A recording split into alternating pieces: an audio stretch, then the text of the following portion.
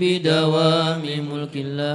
اللهم صل وسلم على سيدنا محمد وعلى آل سيدنا محمد مفتاح باب رحمة الله عدد ما في علم الله صلاة وسلاما دائمين بدوام ملك الله.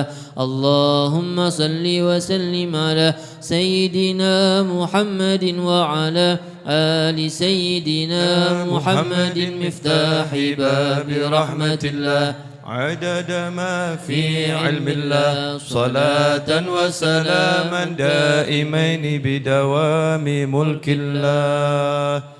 الفاتحة على ما نوى حبيبي علي وإلى حضرة النبي صلى الله عليه وآله وسلم. الفاتحة.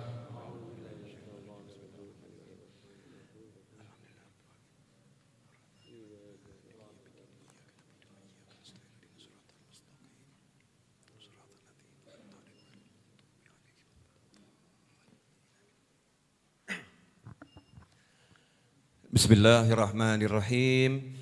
Alhamdulillahirabbil alamin. Allahumma shalli wa sallim ala sayyidina Muhammadin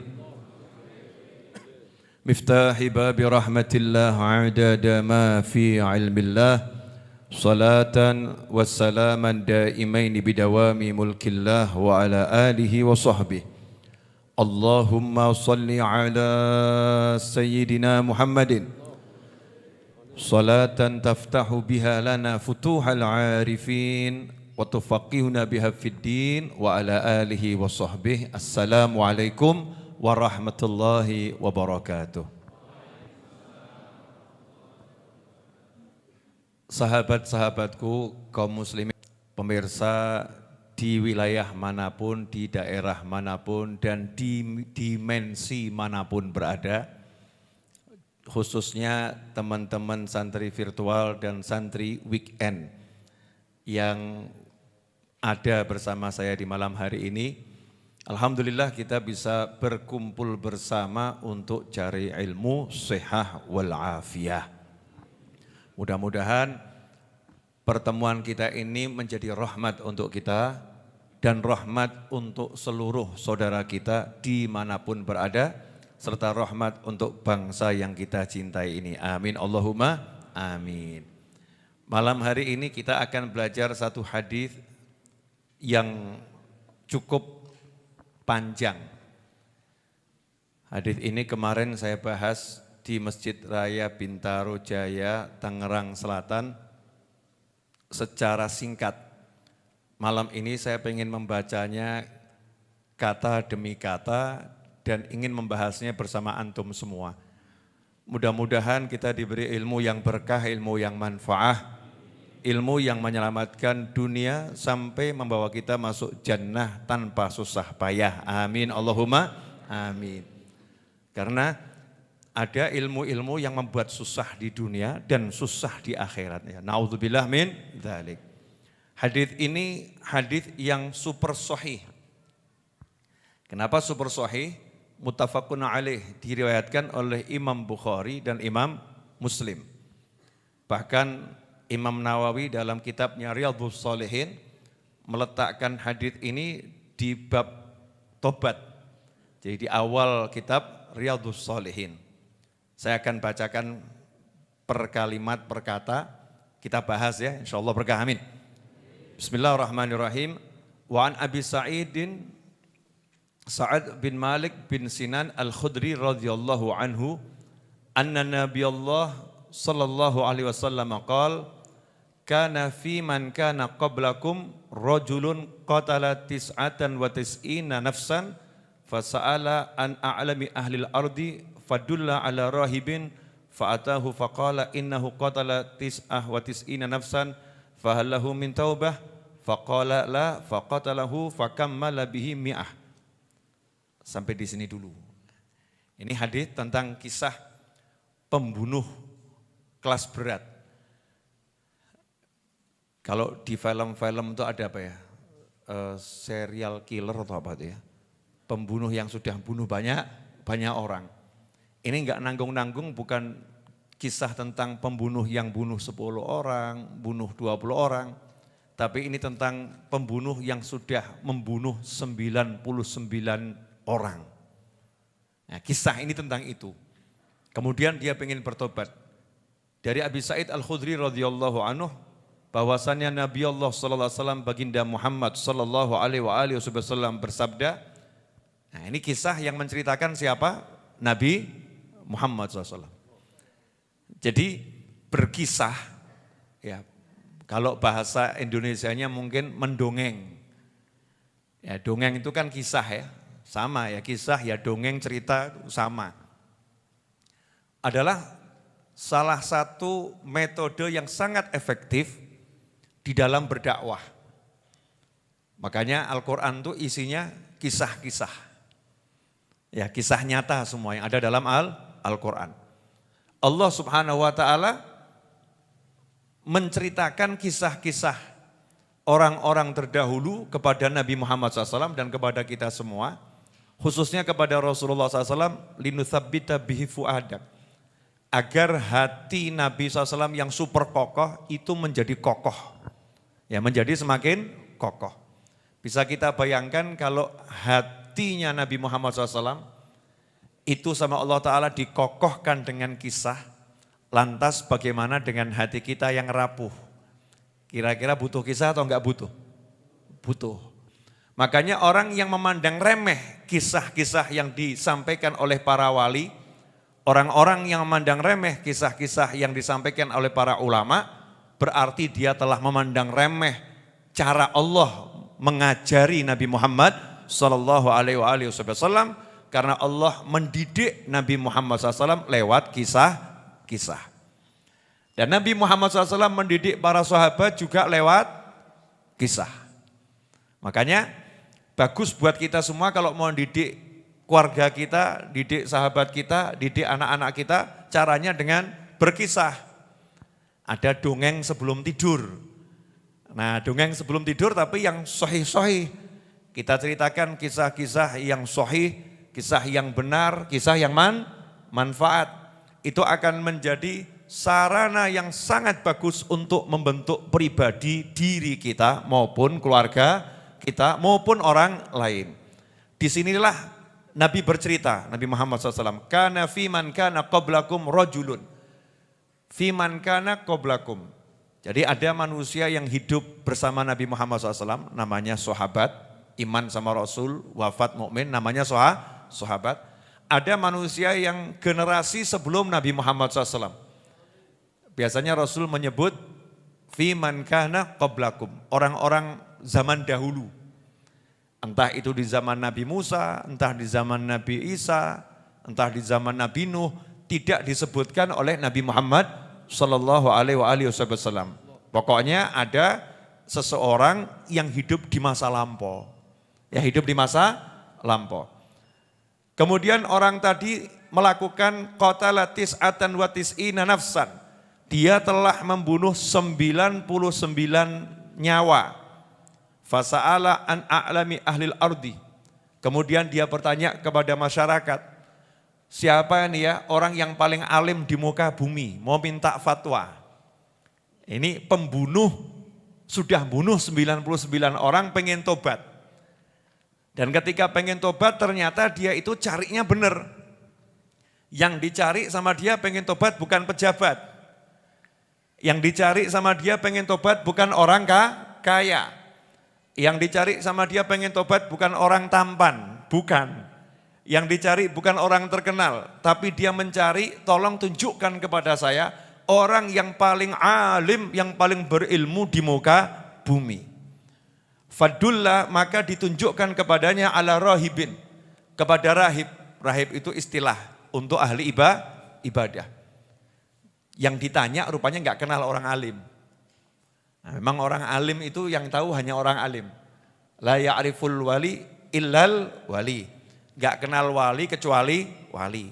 Enggak tahu keilmuan seseorang kecuali orang yang punya ilmu.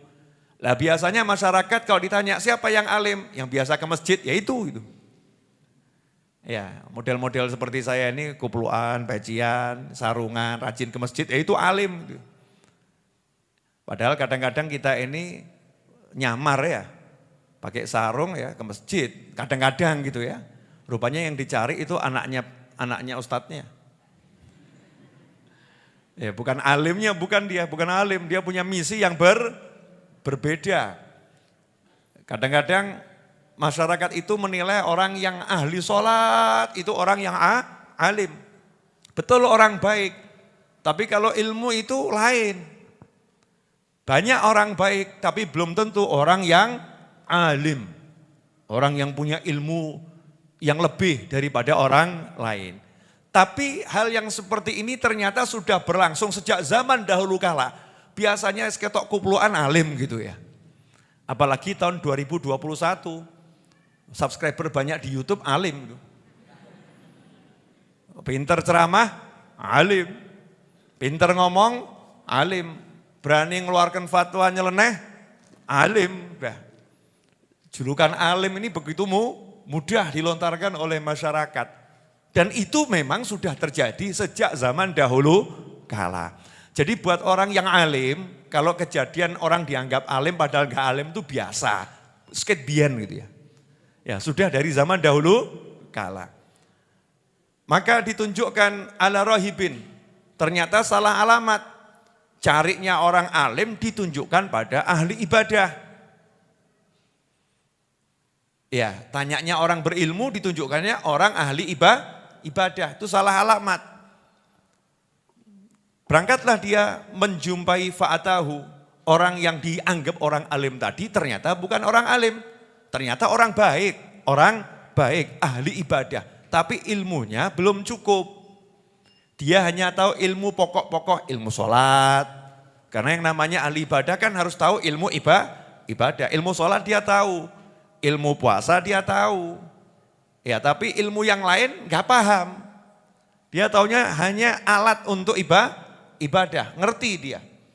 Maka saat itu fa'atahu faqala innahu qatala tis'atan wa tis'ina nafsan fahallahu min taubah. Dia berkata kepada ahli ibadah tadi, saya sudah membunuh 99 nyawa. Apakah ada jalan untuk bertobat? Kalau saya bertobat, tobat saya diterima enggak sama Allah Subhanahu wa ta'ala. Maka yang ahli ibadah tadi orang baik, didatangin pembunuh sudah bunuh 99 orang, gemes dia.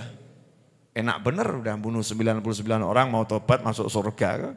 Kok enak bener, bunuh satu orang saja itu seperti membunuh seluruh penghuni bumi. Dosanya besarnya luar biasa, dia udah bunuh 99 orang. Dia nggak punya ilmu tentang ini.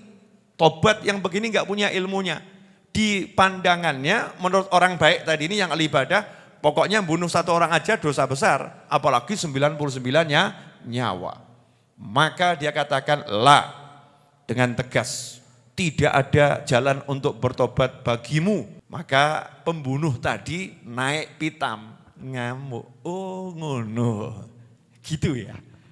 Tobat saya enggak diterima, ya udah sekalian genap 100 rekor ya. Bunuh 100 orang dan rekornya yang ke-100 orang baik. Yang ke-100 ahli ibadah.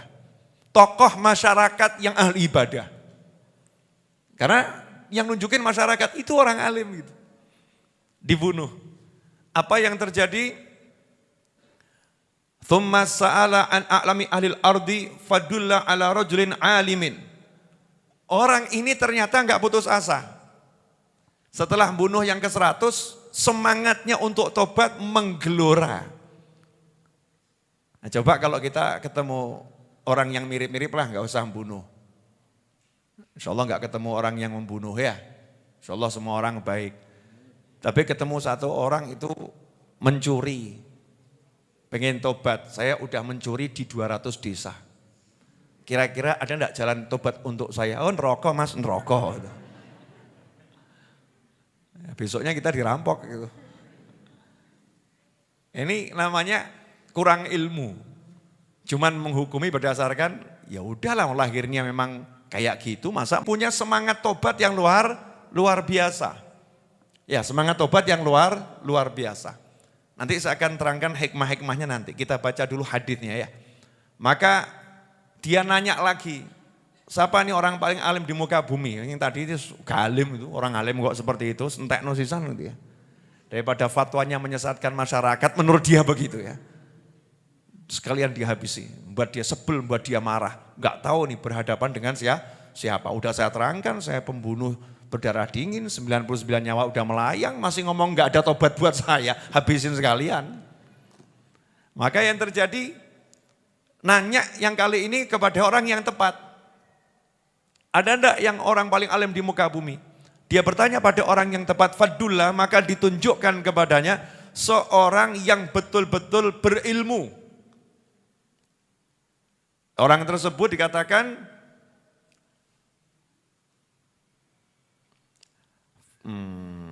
fadullah ala rajulin alimin faqala innahu qatala mi'ata nafsin fahal lahu min taubah. Setelah ketemu orang alim yang dimaksud, orang alim benar, bukan ahli ibadah. Ibadahnya kalah sama yang tadi itu. Dia ibadahnya biasa-biasa saja, tapi hidupnya belajar terus. Ya, mencari ilmu dan mengajarkan ilmu. Pakar dia. Ahli ibadah ahli, tapi kalau diukur sama abid tadi, ya abidnya lebih banyak ibadahnya. Karena abid itu hidupnya ibadah terus, yang ini hidupnya cari ilmu terus. Ibadah iya, tapi waktunya lebih banyak untuk cari ilmu. Nanya dia sama orang alim tadi, saya udah bunuh 100 orang, naik loh ya, dari 99 ya. Saya udah bunuh 100 orang. Apakah ada jalan untuk bertobat? Tobat saya diterima enggak sama Allah Ta'ala? Faqala na'am. Orang alim ini ditanya tentang tobat, tobatnya orang yang udah bunuh 100 orang. Jawabannya pakai ilmu, enggak pakai nafsu. Dia mengatakan na'am, iya, jalan bertobat selalu terbuka untukmu. Tobatmu akan diterima Allah Ta'ala.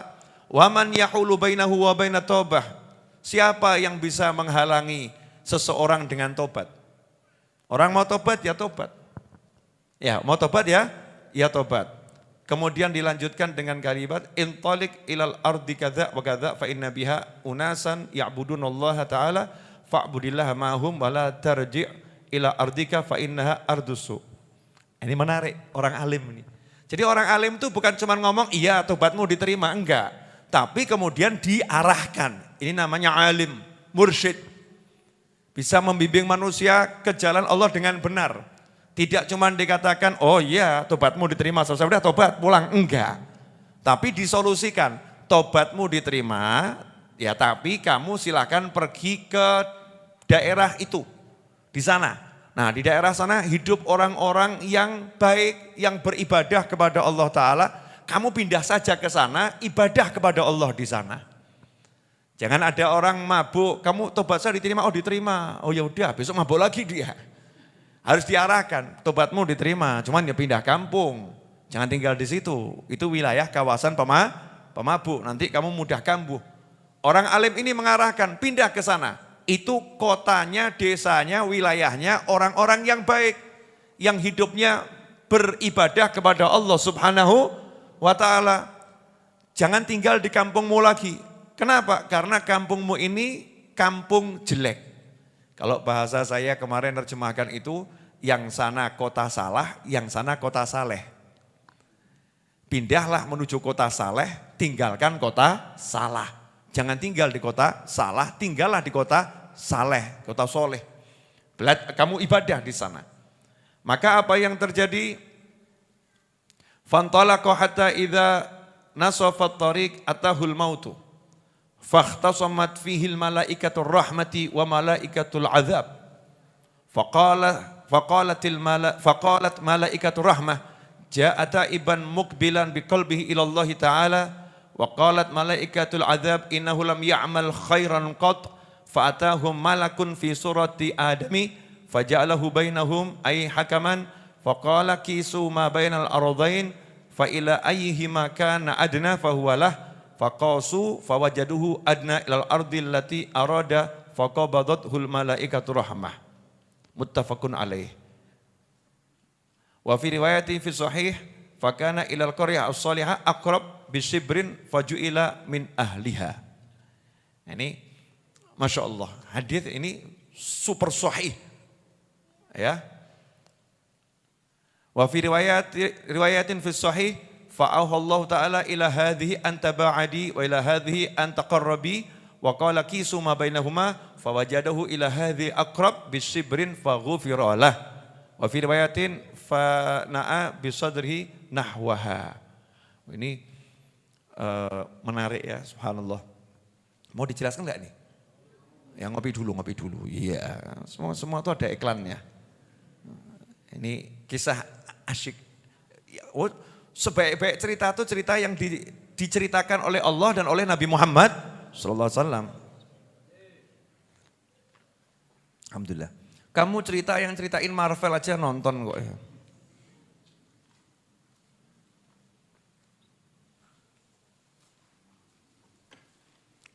Cerita yang menceritakan Hollywood nonton. Cerita yang menceritakan Marvel nonton. Cerita yang menceritakan Rasulullah SAW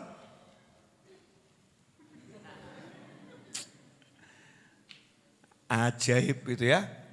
Mungkin sayanya yang belum ahli mendongeng. Tapi ini kan saya bacakan apa adanya. Dengan bahasa Indonesia yang super baik dan super benar. Insya Allah ya. Walaupun kita, ya begitulah bahasa Indonesia kita ini ya. Bahasa Indonesia yang bahasa Indonesia. Moga-moga sambil makan roti boleh ya. Daripada nanti dirimu dengarkan sambil tidur kan. Lebih baik kecap-kecap kan melek. Ya ini kan hawanya hawa al-ngantu'u waturu. Ya, hawanya begitu. Kalau nurutin nafsu saya enggak keluar tadi. Bantal itu rasanya nikmatnya luar biasa. Kasur rasanya nikmatnya luar biasa. Tapi mengucapkan ucapan Nabi Muhammad SAW jauh lebih nikmat. Mendengarkan ucapan Nabi Muhammad SAW jauh lebih nikmat. Melihat wajah-wajah yang enggak jelas ini jauh lebih nikmat. Alhamdulillah, wajah mukmin. Ya, wajah orang yang beriman pada Allah Subhanahu wa taala. Wajah-wajah penghuni surga insyaallah, amin. Lah kalau yang begini enggak menghuni surga, terus penghuni surga modelnya seperti apa gitu ya?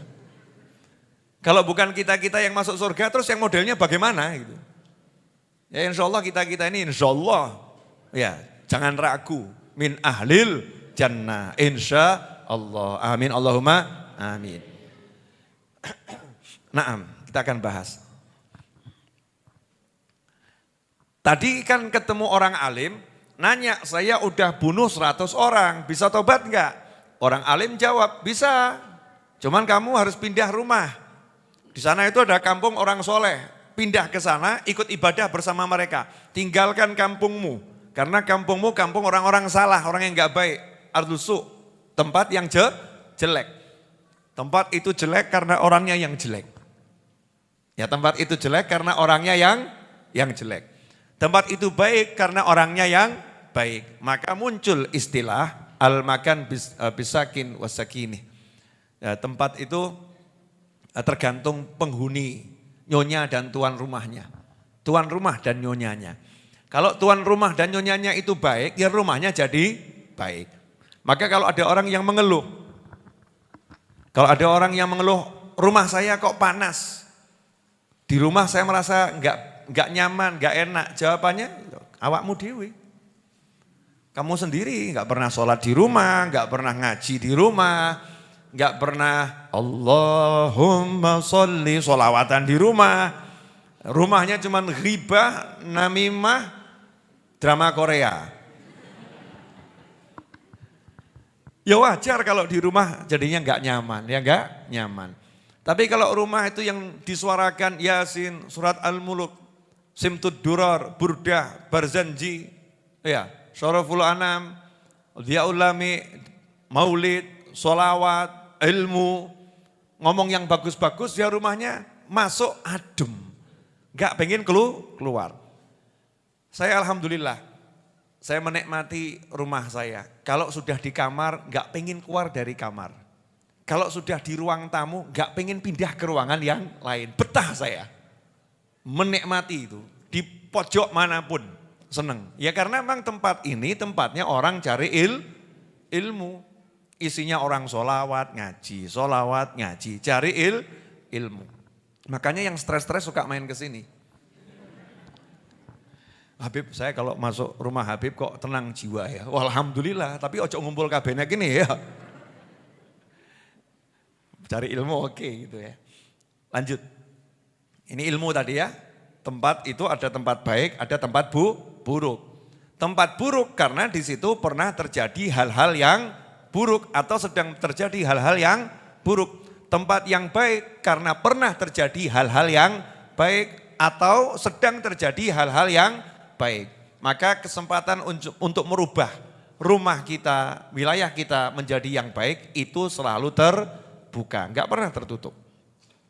Maka berangkat nurut. Ini luar biasanya orang alim ya. Pembunuh loh ini, jiwanya seperti apa kira-kira? Diajari orang alim nurut. Itu kekuatan tobat yang sejati. Nah sekarang ini banyak kita-kita diajari kiai ngeyel. Kamu jangan tinggal di sana, pindah. Oh yai, rumah saya bagus kok pindah yai. Sudah terlanjur nyaman sama tetangga saya yai. Enggak ada solusi lain yai. Masya Allah, ngeyel sama kiainya, sama habibnya, sama ustadznya. Nentang gitu ya. Enggak sami'na wa ata'na.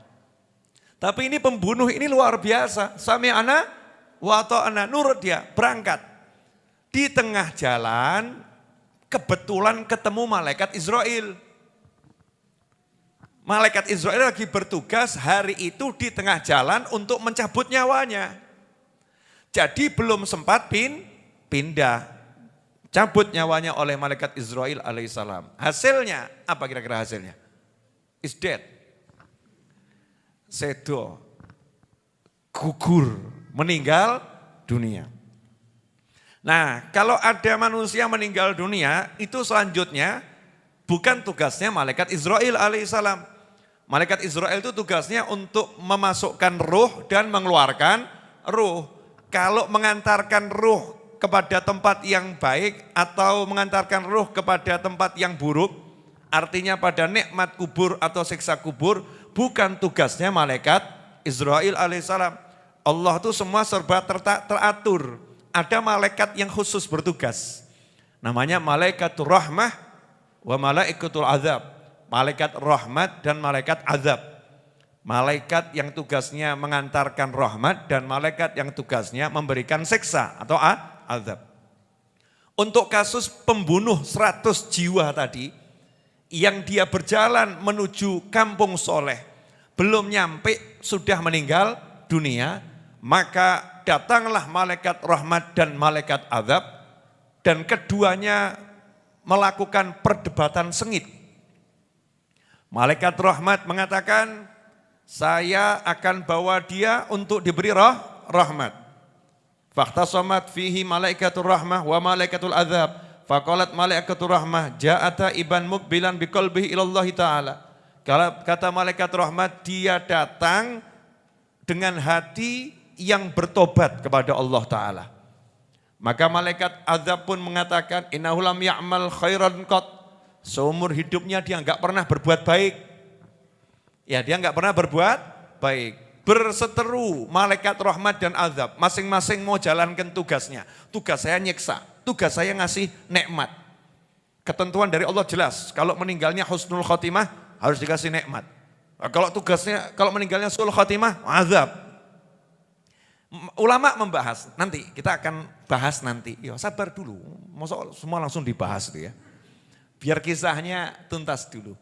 Maka ketika kedua malaikat ini berdebat sengit, datanglah seorang malaikat, tapi Allah tidak tunjukkan malaikat ini malaikat. Jadi malaikat lagi debat, datang seseorang dalam wujud adami, wujudnya manusia. Dan dua malaikat ini enggak tahu kalau ini malaikat. Ya, ajib ya. Yang datang manusia, malaikat disuruh nyamar jadi manusia. Manusia yang bagaimana? Nih lihat nih ya. Fa'atahu malakun fi surati adami faja'alahu bainahum. Allah kemudian malaikat yang berseteru tadi menjadikan yang baru datang ini sebagai hakim penengah. Ya, karena dilihat ini orang punya sesuatu dari Allah Subhanahu wa ta'ala. Orang yang punya ilmu. Maka malaikat nyamar manusia. Ya, malaikat nyamar manusia. Kalau manusia enggak iso nyamar jadi malaikat ya. Jadi malaikat nyamar jadi manusia. Mengatakan, ya udah diukur saja jenazahnya ini lebih dekat kemana. Kalau jenazahnya lebih dekat ke kampung soleh, maka dia diberi rahmat. Diampuni dosa-dosanya, diberi rahmat, nikmat. Tapi kalau ternyata jenazahnya lebih dekat dengan kampung salah, jenazahnya lebih dekat dengan kampung asalnya tempat maksiat, maka dia diazab, dia disiksa. Maka fawajaduhu faqasu fawajaduhu adna ilal ardil lati arada faqabadathu malaikatur rahmah.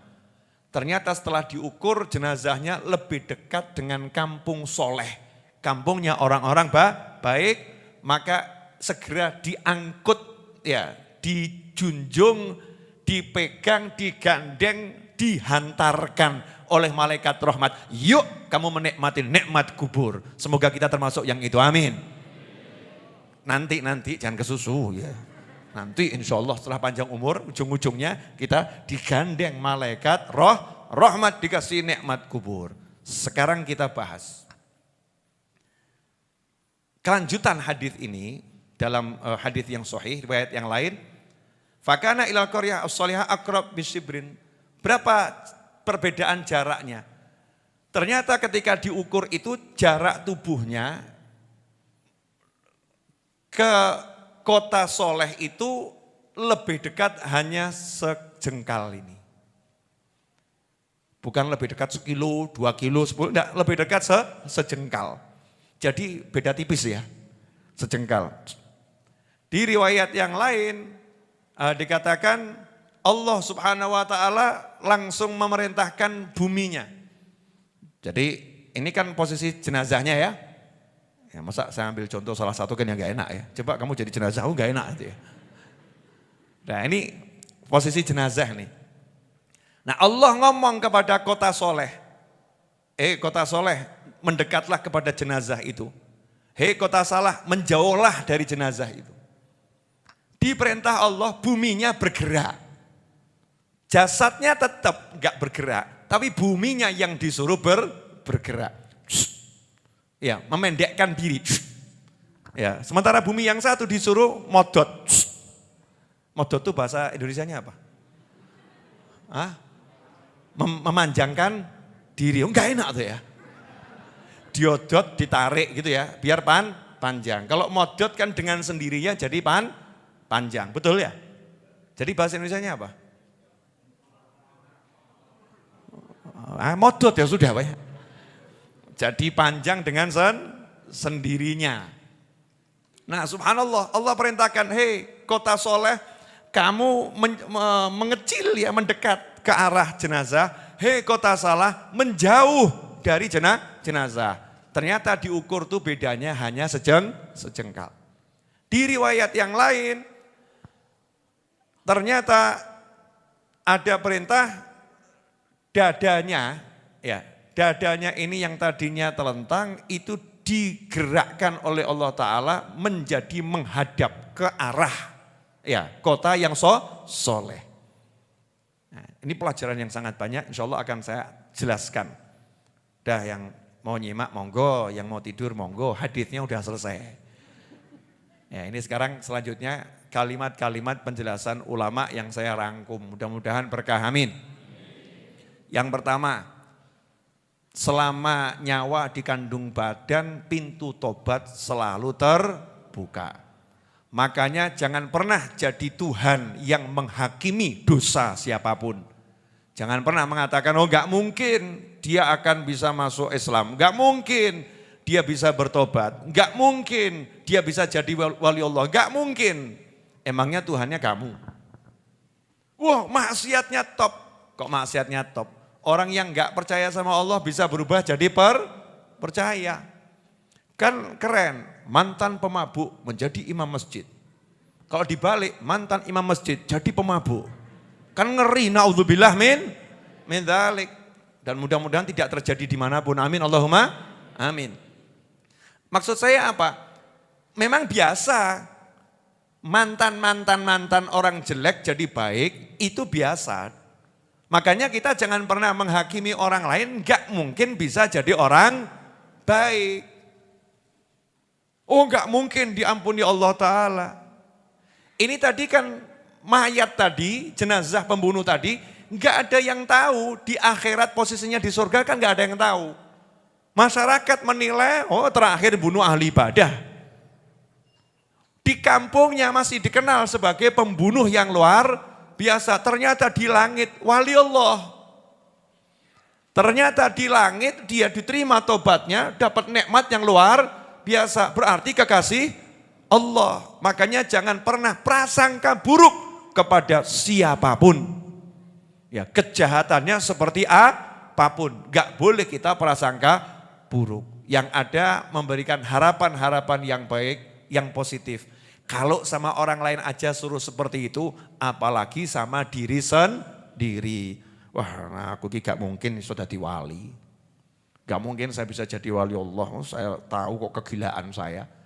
Saya tahu kemaksiatan saya. Ya karena kamu tahu kemaksiatanmu ya tobat toh. Kalau tobat kan ya nanti jadi wali. Jangan pernah mengatakan gak mungkin bisa jadi wali. Siapapun bisa diangkat jadi wali Allah Subhanahu wa ta'ala.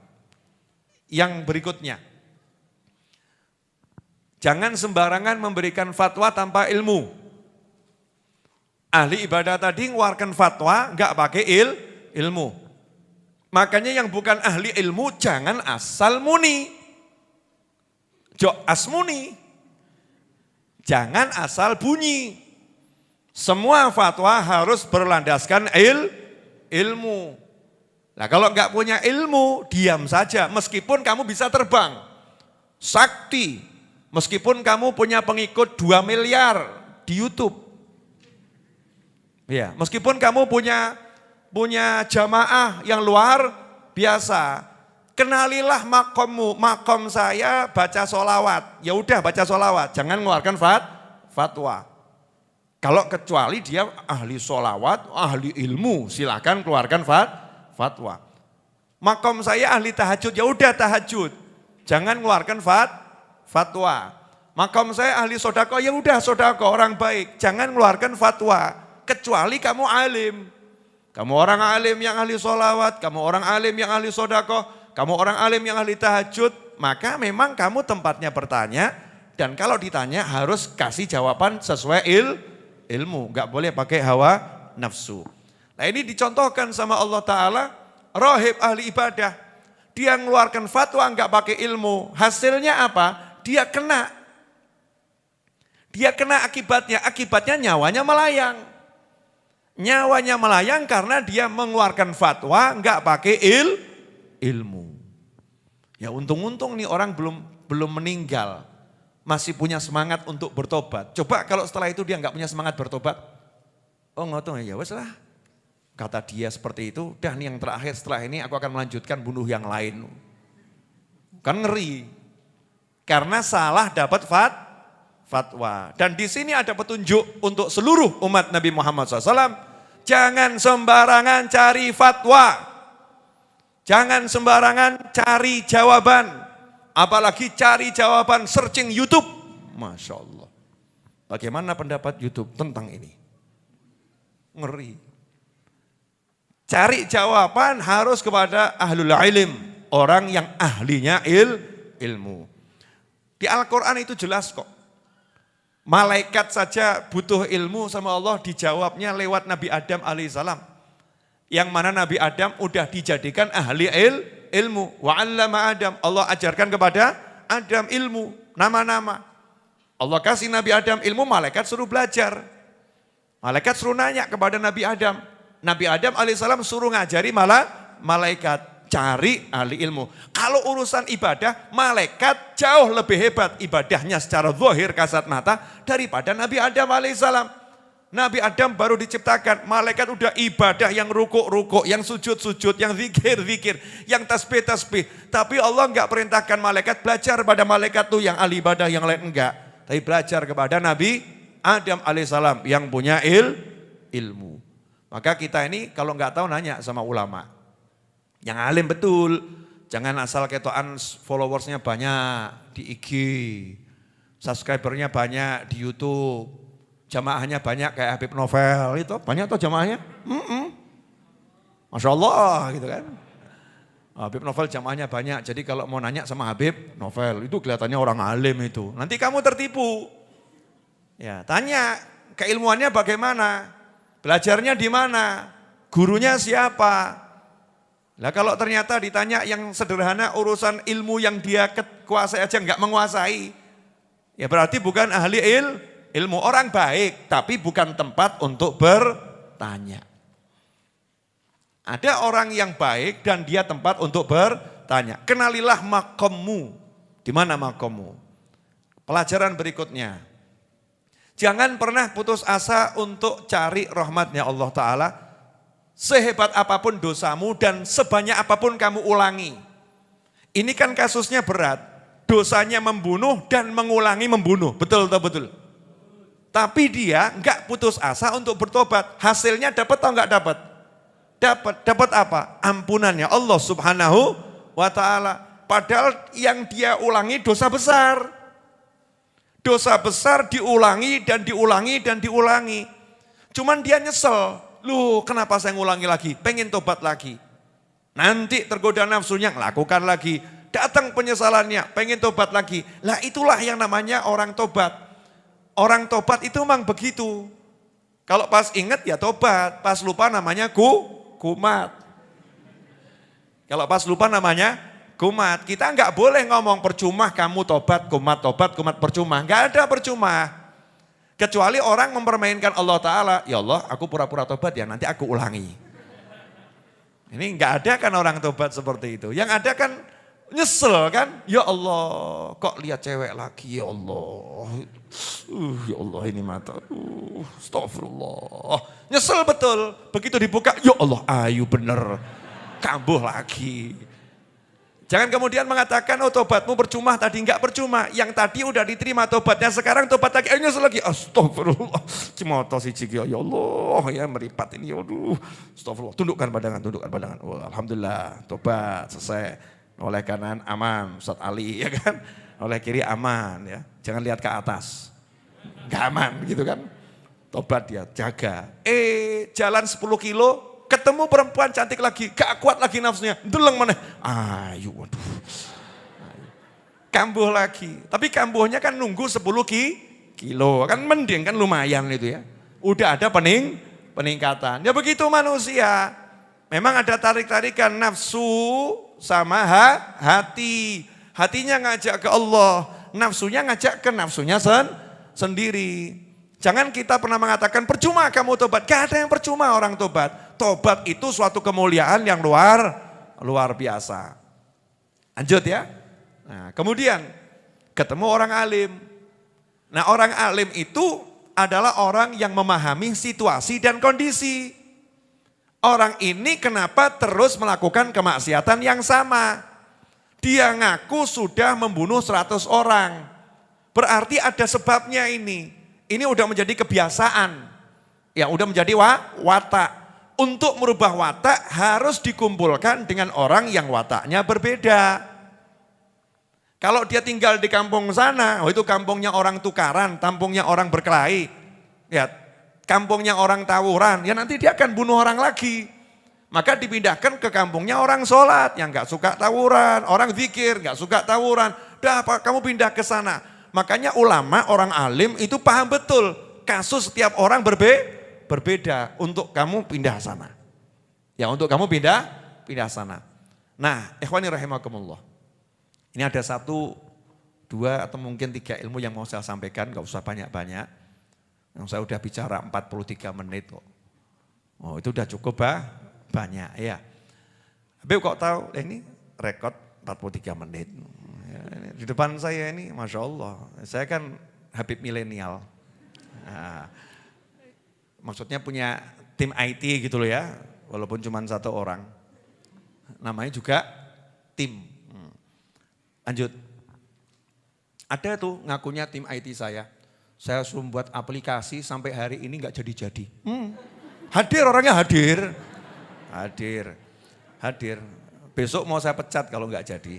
Nah ya, udah kesabaran saya sudah hampir habis. Belum habis itu ya.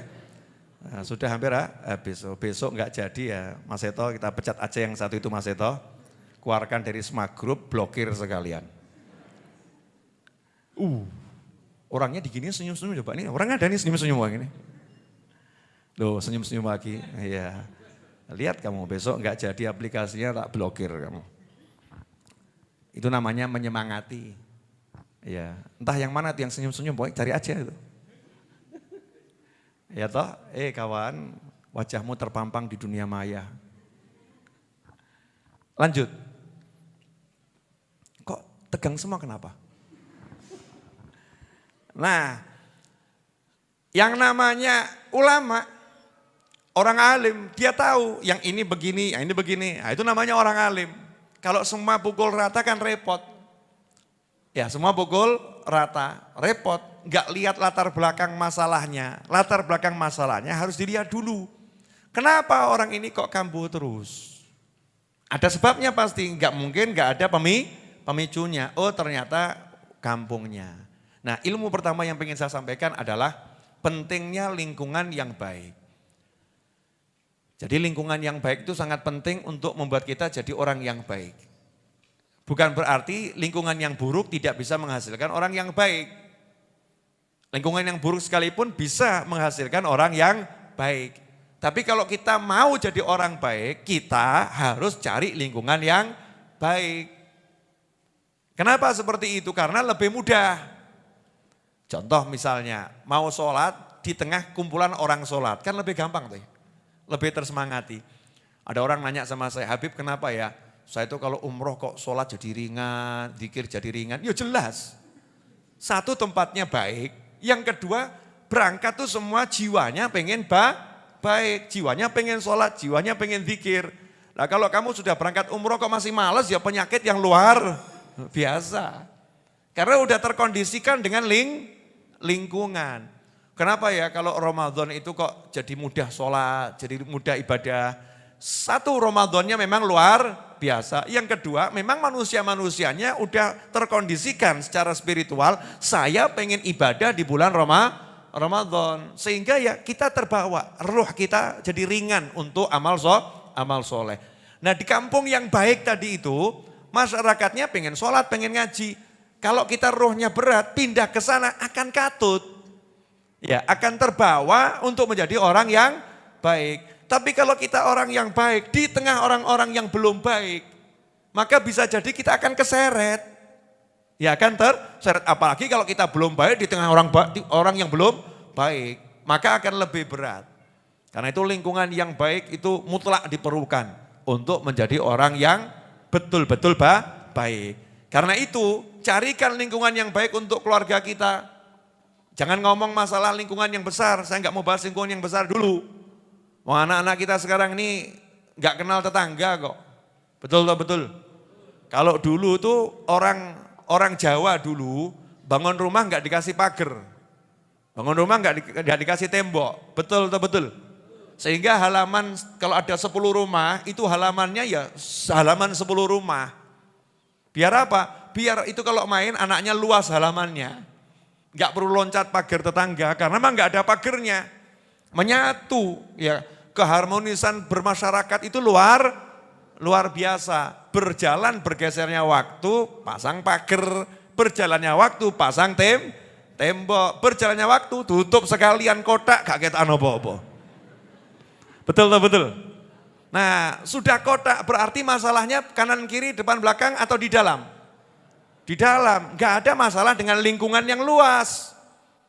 Lingkungan yang mengerikan sekarang itu bukan di kanan, kiri, depan, belakang. Lingkungan yang mengerikan ada di layar monitor. Layar monitor itu namanya layar monitor. Nah, kalau munculnya di monitor itu sesuatu yang enggak baik, dan itu ditonton tiap hari, maka akan membentuk karakter keluarga kita menjadi tidak baik. Tapi kalau yang ditonton tiap hari, yang begini, ya insya Allah akan jadi lebih baik. Maka kasih anak-anak kita, diri kita, Ya pasangan hidup kita, di rumah kita, lingkungan yang baik, yang ditonton bagus, yang didengar bagus. Nah kadang-kadang kita selaku orang tua memberikan lingkungan yang gak baik buat anak. Ayah, ibu, nih saya sering temukan dalam kehidupan. Ya, temukan dalam kehidupan khayalan saya. Mudah-mudahan dalam kehidupan nyata gak ada. Suami istri duduk, anak di pojok dengarkan bapak ibunya ngobrol. Ternyata bapak ibunya ngobrol itu gunjing orang. Ya itu bapak yang satu itu. Jadi anak ini diajari, kamu nanti kalau besar gunjing orang. Ada enggak yang model begitu? Ada, jadi yang merusak anak ini siapa? Orang tuanya sendiri. Tontonan-tontonan enggak baik, akhlak yang enggak baik, pakaian yang enggak baik. Diajarkan anaknya telanjang karena orang tuanya telanjang. Enggak penting kamu pakai jilbab, enggak penting kamu begini. Orang tuanya yang mencontohkan, lingkungan kita sendiri yang kita rusak nih, dalam rumah, lingkungan yang paling utama. Nah orang dulu enggak, lingkungan yang paling utama dibuat bagus. Mulai dari cara berpakaian, cara makan, cara ibadah, cara zikir, cara-cara itu. Anak itu lihat orang tuanya semua tertib. Oh Masya Allah, orang tua saya kalau sholat pakaiannya seperti ini. Orang tua saya kalau zikir pakaiannya seperti ini. Orang tua saya kalau makan caranya seperti ini. Sehingga anak mendapatkan lingkungan yang mudah buat dia untuk menjadi orang soleh. Dan ini bisa kita lakukan. Karena kita bukan merubah satu kampung. Betul tak betul? Yang kita rubah berapa? Sak kota. Rumah kita sendiri. Lah pengen mana sekarang? Pengen jadi orang soleh atau salah? Kalau pengen jadi orang soleh, ya ayo saya, antum semua, yuk kita berjuang menjadikan rumah kita ini lingkungan yang baik untuk kita. Kalau udah rumah kita lingkungan yang baik untuk kita, maka nanti satu kampung jadinya baik. Nah itu ilmu. Kemudian yang berikutnya, ternyata orang itu kalau udah niatnya ke Allah, niatnya baik, enggak dibiarkan sama Allah. Jadi kalau ada orang itu niat baik ke Allah, sama Allah enggak akan dibiarkan. Diurus sama Allah Ta'ala. Kasusnya orang ini kan keren banget ini. Dikasih contoh sama Nabi Muhammad SAW, bukan orang yang berdosa karena pandangan mata loh. Dosanya menghilangkan nyawa manusia, kan enggak terukur, dosanya luar biasa. Tapi karena di hatinya mukbilan ilallah bitaubah, hatinya ini menghadap kepada Allah, pengen tobat. Meskipun dia ketemu orang yang salah dan akhirnya melakukan kejahatan yang sama, dia bunuh orang itu. Tapi karena dia pengen tobat, Allah Ta'ala akhirnya pertemukan dia dengan orang yang mimpin dia untuk bertobat. Nah ini kelanjutan dari hadis yang itu, siapa yang datang kepadaku dengan berjalan, aku menghampirinya dengan berlari. Jadi kalau ada orang niat baik itu, kita jangan ragu. Pasti diurus sama Allah Ta'ala untuk jadi orang baik. Tinggal waktu saja. Ya tinggal waktu saja. Ini dia pengen jadi orang baik. Kita harus yakin dia pasti akan jadi orang baik. Kenapa? Karena Allah akan ngurus dia. Allah akan cepat ngurusin dia. Buktinya ini, orang ini udah bunuh 100 orang sama Allah tidak ditutup pintu tobatnya. Justru dipertemukan dengan orang soleh yang alim. Orang soleh yang alim. Hasilnya selamat. Tobat benar, gak bunuh, yang alim gak dibunuh kan. Lanjutkan perjalanan, nurut ke tempatnya wilayah orang soleh. Lihat bagaimana Allah mengurus selanjutnya. Orang ini meninggal dunia saat belum sampai ke kampung orang soleh. Malaikat yang bertugas pun berdebat. Malaikat rahmat dan azab. Kenapa malaikat azab mengatakan, aku melihat orang ini belum pernah melakukan kebajikan sekecil apapun seumur hidupnya. Sementara malaikat rahmat mengatakan, aku melihat hatinya menghadap pada Allah dengan tobat. Nah, di sini ada rahasia ilahi bahwasanya malaikat yang mencatat kebaikan ini oleh Allah Ta'ala diizinkan untuk melihat kebaikan yang ada dalam hati seseorang. Ditunjukkan sama Allah, ini orang hatinya baik. Malaikat yang mencatat kebaikan, malaikat rahmat. Sementara malaikat azab tadi sama Allah enggak diizinkan untuk melihat hati sama sekali. Karena dia enggak punya password ke hati, dia enggak ngerti. Ya dia enggak ngerti. Orang ini kalau hatinya tobat, yang dia lihat pokoknya ini baru bunuh 1 orang, ya belum sampai ke desa tujuan, meninggal di tengah jalan. Berarti belum punya kebaikan. Nah, Allah Ta'ala pengen nolong nih, hamba yang udah hatinya berjalan kebaikan, dirinya berjalan kebaikan. Allah menghampirinya. Bagaimana Allah menghampirinya? Allah kirim malaikat wujud manusia. Malaikat wujud manusia. Itu menunjukkan bahwasanya manusia yang berilmu pangkatnya mengalahkan malaikat. Bahkan manusia yang berilmu bisa menyuruh malaikat. Ini kan dia nyuruh malaikat. Nih, kamu begini, kamu begini. Yang nyuruh siapa? Di pandangan dua malaikat tadi yang nyuruh siapa ini? Manusia. Kenapa Allah menjelmakan malaikat ini jadi manusia? Allah ingin menunjukkan kepada seluruh malaikatnya, manusia yang berilmu pangkatnya di atas kalian semua. Ini dalil sahih ya, bukan dongeng. Ya, dalil sahih dari Nabi Muhammad SAW. Nah, ternyata keputusannya ngukur jarak. Kalau diukur jarak beneran, itu posisinya 50-50. Tengah-tengah. Jadi pas betul jaraknya ke sana sama jaraknya ke sini sama. Tapi karena Allah menghampirinya dengan berlari, Allah yang beresin. Buminya sama Allah disuruh nyingkir. Kamu nyingkir ya, bumi apa namanya? Jahat kamu nyingkir, bumi baik, orang baik mendekat. Kalau jaraknya lebih dekat kepada orang baik, masukkan kelompok orang baik. Allah yang ngurus. Selanjutnya di sini ada ilmu juga, ternyata dekat sama orang baik, belum kumpul sudah bisa menyelamatkan dari siksa kubur. Sudah kumpul belum tadi ini? Belum. Sudah ibadah bareng belum? Belum. Baru pengen deket. Betul? Baru pengen deket, belum kumpul, belum ibadah bersama orang-orang baik. Hasilnya selamat atau enggak selamat? Selamat. Lah bayangkan dengan kita, ini alhamdulillah. Kita ini kan diajari dari dulu, tombo ati. Coba Ali Maksum, harus lali lagu nih. Biar enggak tidur, sudah ngantuk, matanya merah. Gitu. Coba. Tombo ati iku limo ing warnane. Kaping siji. Lali. Cari dulu ya, googling dia, Ali Maksum googling. Itu ada kalimat di tombo hati, tiang kang soleh, kumpulono. Suruh kumpul sama orang soleh, gak ada tombo hati, terus wong kang salah, kumpulono, gak ada. Tiang kang soleh, kumpulono, suruh kumpul sama orang soleh. Ini kadang dia nanya, kok iso kumpul orang soleh tombo hati, itu emang hadis Nabi. Masya Allah. Ulama itu kan ya pinter namanya ulama.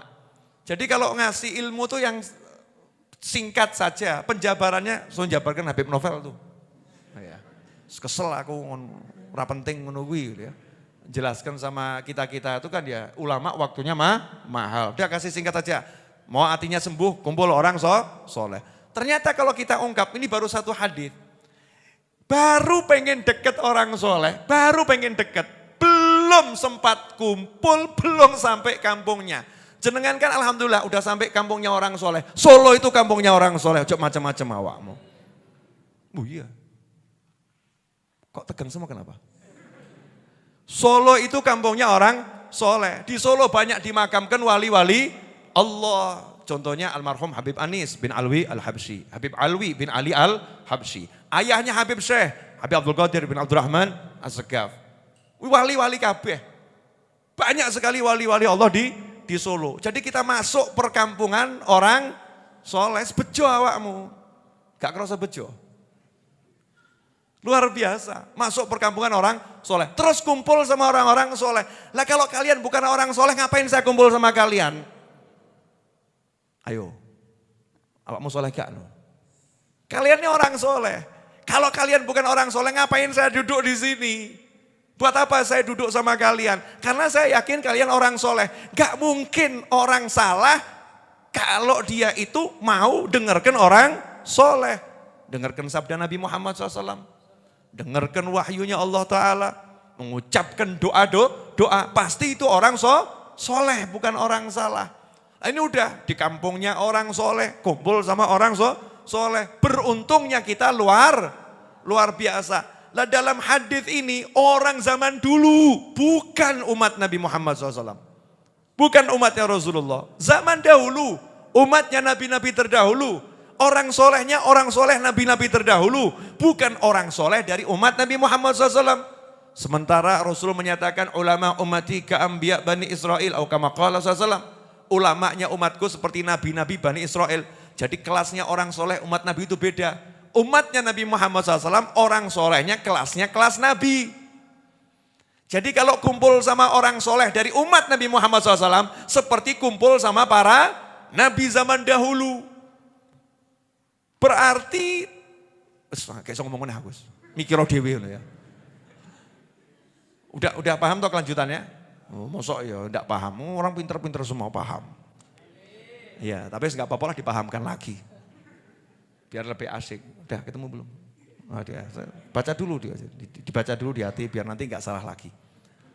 Nah, ternyata orang-orang soleh zaman dulu baru pengen kumpul dengan orang soleh zaman nabi-nabi terdahulu, hasilnya selamat dari siksa kubur, padahal dosanya telah bunuh 100 orang. Makanya kalau zaman sekarang pengen selamat, kumpulilah orang-orang soleh dari umat Nabi Muhammad SAW. Baru pengen saja udah nyelamatkan, apalagi kumpul. Ini ilmu mahal ya, tolong jangan di-share. Ya, nanti banyak orang selamat dari siksa kubur. Ini ilmu mahal ini. Lanjutannya boleh? Lagi, satu lagi jangan banyak-banyak. Kumpul sama orang soleh. Ya, yang berikutnya ternyata wilayah soleh itu berharga buat Allah Ta'ala. Ya, wilayah soleh itu berharga buat Allah Subhanahu wa Ta'ala. Saya itu rodok berbangga jadi orang Solo. Saya cari kalimat kota solawat itu munculnya Solo. Set di Google coba. Solo kota solawat. Betul, kenapa kok bisa begitu? Ono Habib Syekh. Betul kan ya? Ya, kan kesannya kan solawat kan sepertinya milik Habib Syekh itu ya. Karena beliau yang mempopulerkan solawat dengan kosidah. Betul kan? Habib Syekh orang Solo, jadi Solo kota solawat. Padahal yang lain kan juga kotanya bersolawat ya. Tapi yang dikenal sebagai kota solawat mana? Solo. Aku ngomong Solo ya, yang ngomong Solo. Nanti kamu kalau orang Bandung ngomong Bandung kota solawat. Kalau kamu iri sama saya orang Solo, kamu orang Bandung, kamu orang Jakarta, kamu orang manapun, buat di kotamu Bandung kota solawat, Jakarta kota solawat, Rembang kota solawat, Madura kota solawat. Misal begitu, karena se-Indonesia jadi Indonesia bersolawat. Kan begitu. Jadi senang saya. Kenapa tinggal di Solo? Ya banyak. Di Solo banyak orang soleh, banyak wali Allah. Ya. Banyak hal-hal yang baik. Nah, berbanggalah dengan kampungmu. Saya di Demak, kotanya para penghafal Al-Quran. Oh iya, kalah aku. Kota wali, oh iya kota wali, jelas Demak kota wali, sangel itu. Masuk Demak urusannya kota wali, ojo macam-macam ya kota wali. Di situ banyak wali di Demak, ayo Bib, Sunan Kalijogo yang di Bib. Ya kan? Sunan, asalnya kerajaan, iya siap gitu. Jadi semua tunjukkanlah kebaikan yang ada di kotamu. Ternyata kota yang soleh, yang baik itu punya nilai. Sampai-sampai jenazah ini akan diselamatkan kalau posisinya dekat dengan kota itu. Makanya kalau kamu pengen selamat, meninggal di Madinah selamat-selamat, gak mungkin diseksa.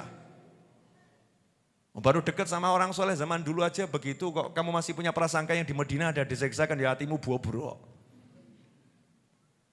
Meninggal di Madinah tetangganya Nabi Muhammad SAW. Makanya para ulama itu kalau udah akhir-akhir usia pada merapat ke Madinah.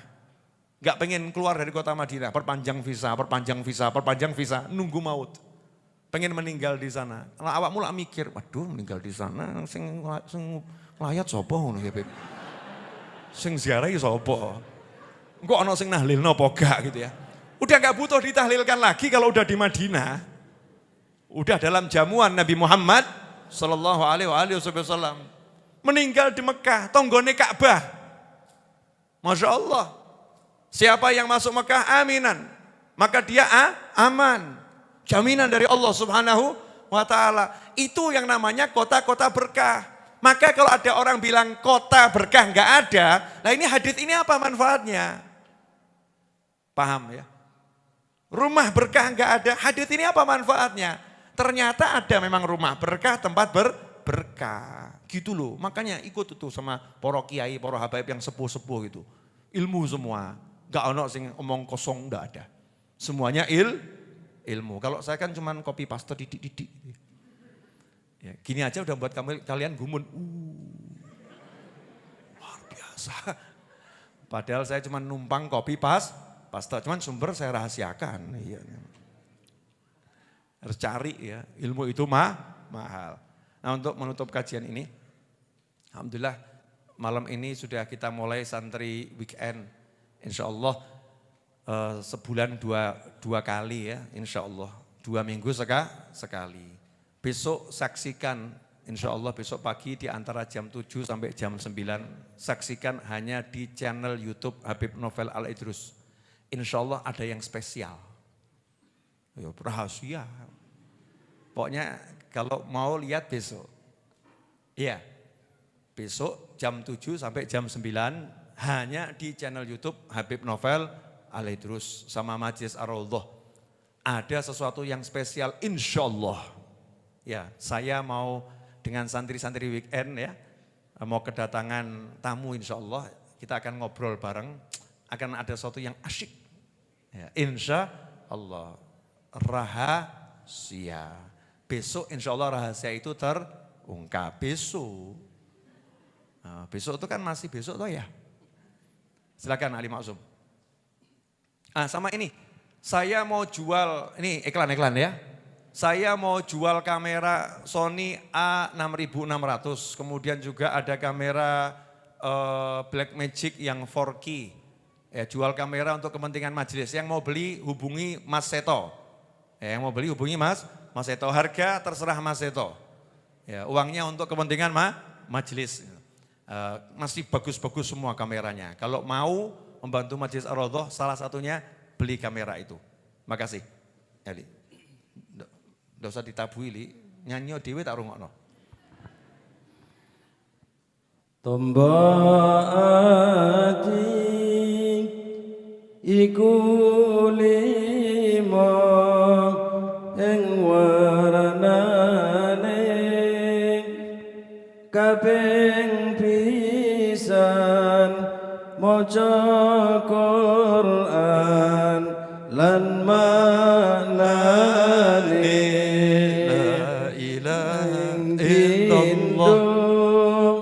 salat wengi lakonono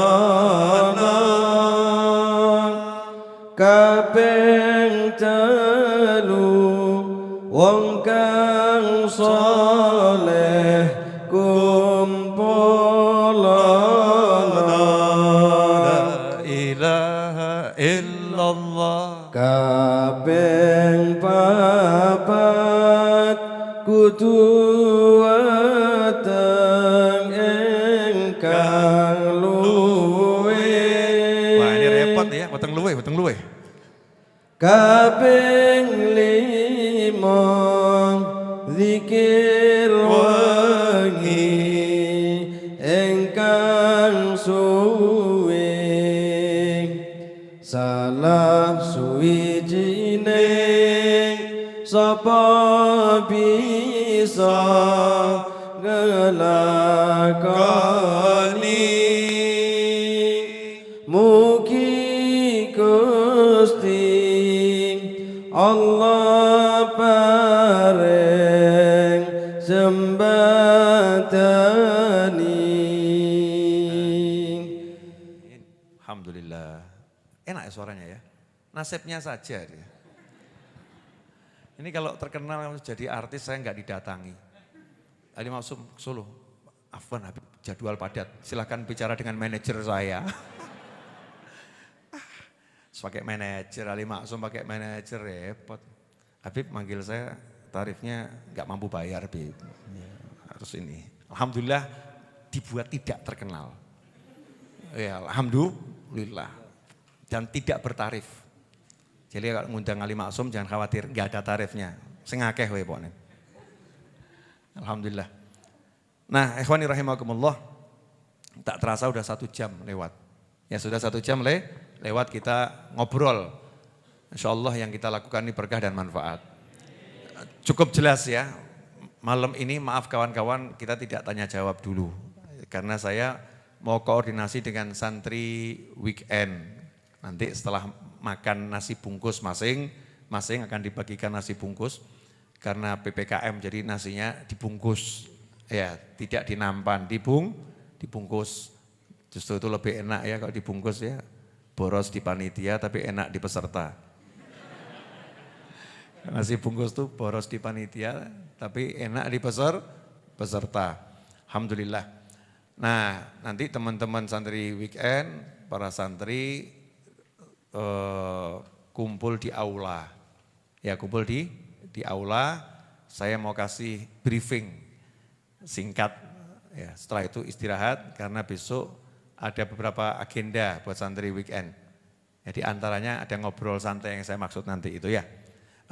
Jamnya berubah bukan jam 7 sampai jam 9 tapi sekitar jam 8.45 sampai 10. 8.45 sampai 10 yang akan saya live-kan di YouTube. Nah, nanti dilihat itu ya. Insya Allah berkah dan manfaat. Tapi jam 7 sampai 9 ada kajian. Ada kajian yang istimewa, insya Allah. Nah tadi bagi yang pengen beli kamera, jangan lupa hubungi Mas Seto. Di nomor berapa Mas Seto, nomornya dimunculkan. Ya, hubungi Mas Seto di nomor berapa, saya nggak hafal nomornya Mas Seto. Kemudian untuk salah satu tim IT saya kasih batas waktu sampai besok. Kalau aplikasinya belum jadi bagus, saya pecat. Ya saya pecat ya, saya serahkan kepada yang lain karena ini urusan akhirat, saya butuh cepat. Kalau urusan dunia saja bosmu ngejar-ngejar kamu, ya kalau urusan akhirat saya akan lebih ngejar kamu. Karena yang boleh dicepatkan itu urusan akhirat, yang boleh ditunda urusan dunia. Jelas semuanya? Ini kok diem semua kenapa ini? Nah penutupnya Majelis Ar-Raudhah setiap Jumat akan menutup dengan selain doa yang biasa, kita juga tutup dengan qasidahnya Habib Ali Habsyi, Asyraqal Badru alaina waqtafa badrut tamami, karena semua itu doa. Tapi nanti ditabui rebana, insyaallah mulai Jumat depan yang nabui santri-santri Raudhah, ya Ustaz Iis dan kawan-kawan, yang nyanyi kita bareng-bareng, pakai Ya Habibana Ali Syailillah. Nah terkait Haul Solo, sudah diinfokan oleh Masjid Riyadh bahwasanya Haul Solo hanya untuk internal keluarga dan dihimbau masyarakat untuk menyelenggarakan di rumah masing-masing melalui YouTube ya, siaran YouTube dari Masjid Riyadh. Nah Majelis Ar-Raudhah sendiri yang biasanya tiap tahun menyelenggarakan kegiatan untuk terima tamu Haul, tahun ini tidak terima tamu. Ya, karena memang tidak ada kegiatan untuk umum, maka tidak terima tamu. Pengajian Jumat seperti biasanya. Ya, Jumat seperti biasanya. Jumat depan kita ngaji dengan sholat isya berjamaah, insya Allah seperti biasanya. Mudah-mudahan menjadi maklum karena banyak yang nanya sama saya, Majelis Ar-Raudhah ada kegiatan apa? Ya kegiatannya Jumat malam, Sabtu seperti biasanya. Itu info yang saya terima dari siaran pers YouTube Masjid Riyadh, bahwasanya hall hanya untuk internal dan keluarga. Jadi saya hanya meneruskan saja. Kemudian itu Mas Seto udah kasih nomor WA-nya, yang berminat untuk beli barang-barang bekas Majelis Ar-Raudhah yang masih new atau like new, silakan hubungin Mas Seto. Insya Allah akan menjadi manfaat untuk orang banyak. Ya, manfaat untuk orang banyak hasil dari pembelian benda-benda tersebut. Dan kebanyakan terkait dengan kamera ya. Karena saya mau menyederhanakan perkameraan yang saya pakai agar bisa berkarya lebih banyak lagi. Jazakumullah khairan.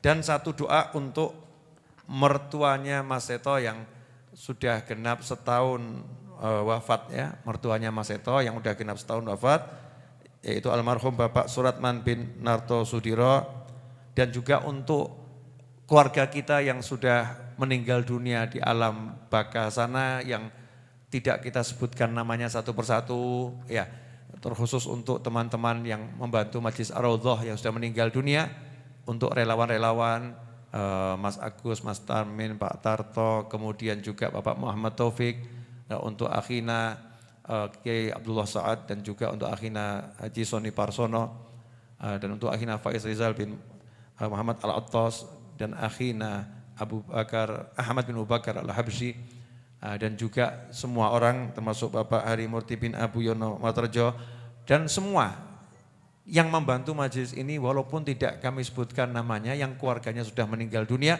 semoga amal solehnya diterima oleh Allah Ta'ala, kesalahannya diampuni oleh Allah Ta'ala, dan amal soleh kita di malam hari ini dan sebelumnya diterima oleh Allah Ta'ala dan diberikan pahalanya kepada beliau-beliau semua. Dan semoga kita diberi usia panjang dalam kebaikan, kesehatan, kenikmatan, ketaatan, dan kita kelak diberi husnil khatimah. Ala hadiniyah wa ala manna wa hibun ali wa ila hadratin Nabi SAW. Al-Fatihah.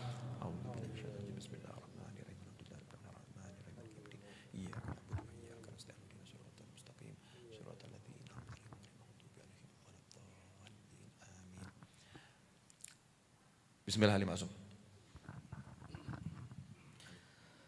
يا حبيبنا علي شايل الله شايل الله يا إمام ابني الإمام شايل الله شايل الله يا حبيبنا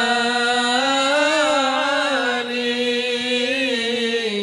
شايل الله شايل الله يا إمام ابني الإمام شايل الله شايل الله أشرق البدر علينا واختفى بدر التمام بدر التمام مثل حسنه ما رأينا في العراقين وشامقين وشام يا حبيبنا علي شايل الله شايل الله يا إمام ابني الإمام شايل الله شايل الله ربي فاجعل مجتمعنا غايته حسن الختام حسن الختام واعطنا ما قد سألنا من عطاياك الجسام ياك الجسام يا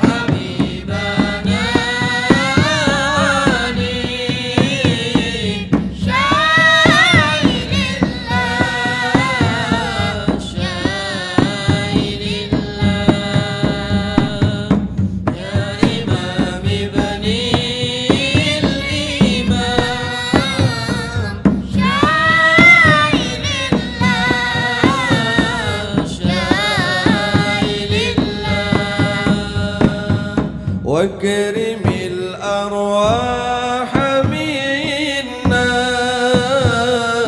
بلقاء خير الأنام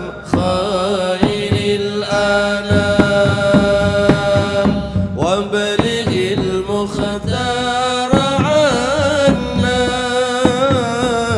من صلاة وسلام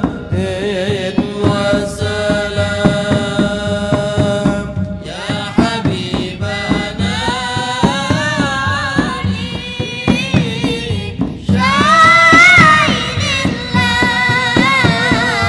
شاهد الله يا إمام بني الإمام شاهد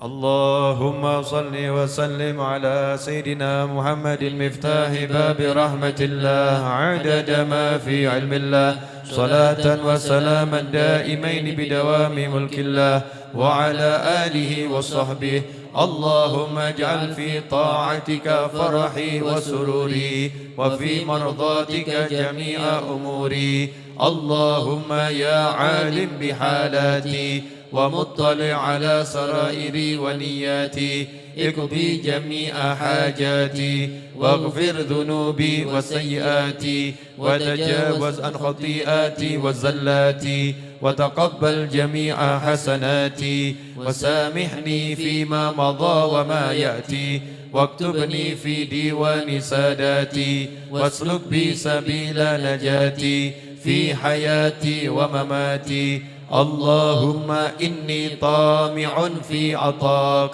راغب في رضاك مستسلم لقضاك فاكتبني من أولياك واسلك بي سبيل هداك وألحقني بأصفياك وصلى الله على سيدنا محمد وآله وصحبه وسلم الحمد لله رب العالمين. Nasinya dibagi. Terima kasih.